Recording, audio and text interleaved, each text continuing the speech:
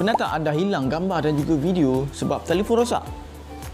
Sakit dah, 5,000 keping gambar dan juga video hilang macam tu je. Hari ini saya nak kongsikan dengan anda 3 cara yang anda boleh gunakan untuk anda backup data sebelum telefon anda rosak.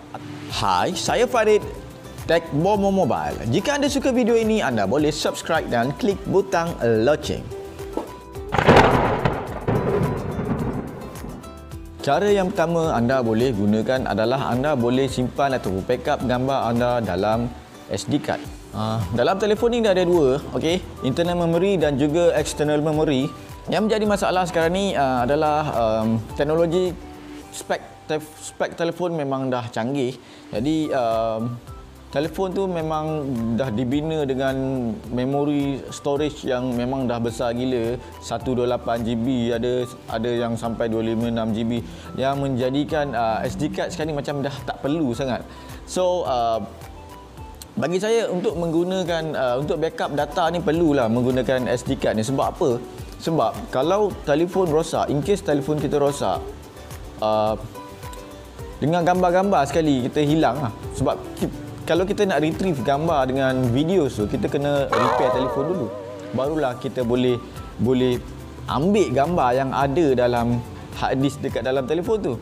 Jadi sebelum anda terlambat ataupun telefon anda hanya simpan dekat dalam phone saja, anda boleh transfer data straight away dekat dalam SD card. Senang saja. Mungkin kalau menggunakan SD card, masuk slot sini SD card dan transfer saja. Kalau kita menggunakan kamera, okey, kamera dia di kelebihan menggunakan SD card ni adalah macam kalau kita ambil gambar, kita boleh set dekat kamera tu, kita pergi dekat setting and set file storage location tu kepada SD card. So dengan cara ini mudah sebab bila kita ambil gambar, ambil video, semua tu memang dia dah straight away masuk dekat SD card. So korang dah tak perlu nak buat transfer data daripada internal memory kepada external memory bila gambar dah penuh semua. Okey, cara yang kedua adalah anda boleh backup gambar dan juga data anda menggunakan OTG. Apa benda OTG ni? OTG ni adalah stand for on the go. So kalau dulu kita nak transfer data, kita menggunakan komputer, kita masuk dekat komputer dan kita transfer gambar dan video ke dalam komputer. So sekarang ni ada on the go OTG ni, OTG device, cucuk OTG dekat phones and then kita boleh cucuk thumb drive. Okey, thumb drive masuk dekat phone. Anda boleh backup gambar dan juga video dengan transfer file gambar dan video kepada thumb drive melalui OTG. Perlu sedikit settings, you know, like korang kena masuk dekat settings and then korang kena buat OTG enable, so that bila korang enable OTG ni, korang boleh korang boleh transfer file gambar-gambar dan video ke dalam thumb drive. OTG ni adalah salah satu cara lain yang sebenarnya sama je dengan lebih kurang sama dengan SD card. Cuma SD card kita masuk dekat dalam phone. Okey, tetapi untuk OTG ni yang menggunakan kita transfer gambar ke dalam thumb drive. Untuk menggunakan OTG ni senang je sebenarnya. Kita perlu ada benda ni. Okey, ada benda ni OTG ni.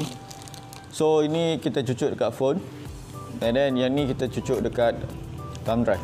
Okay, so macam ni je. And then yang ni pun ada lagi satu jenis, dia ada banyak jenis untuk kita connect dengan phone dan kita buat backup data. Yang macam ni OTG Smart Reader ni, yang ni dia boleh baca SD card ataupun ni macam ni. So bila dah sambung dekat phone, korang kena pergi dekat settings dan lepas tu korang kena enable OTG functionality dekat dalam korang punya telefon tu, so that lepas tu barulah korang boleh transfer file dan juga video ke dalam thumb drive ataupun SD card. Cara yang ketiga adalah kita simpan data dengan menggunakan Google Drive. Okey, sekarang ni kita nak simpan data. Tadi kita simpan dekat dalam SD card dan juga kita simpan dekat dalam thumb drive. So sekarang ni kita nak simpan dekat data dan gambar kita dekat atas langit. Okey, saya gurau saja. Okey, sebenarnya kita nak simpan gambar dan juga file dan video kita dekat dalam server Google. Okey. So, apa yang korang perlu, apa yang best dan kita simpan dekat dalam Google Drive ni adalah best dia sebab kita tak perlu ada device, kita tak perlu nak keluarkan duit sebab free. So macam mana nak dapatkan akses ke Google Drive ni? So apa yang korang perlu adalah korang kena ada email. Saya rasa semua ada email. So korang register Gmail and then korang dapat akses untuk 15 GB storage untuk korang simpan gambar dan juga file dekat dalam Google Drive. So Gmail and then korang ada akses untuk masuk dekat Google Drive. So macam mana nak upload gambar, korang boleh install. Okey, kalau tak ada, korang boleh cari dekat Play Store tu, anda boleh cari Google Drive.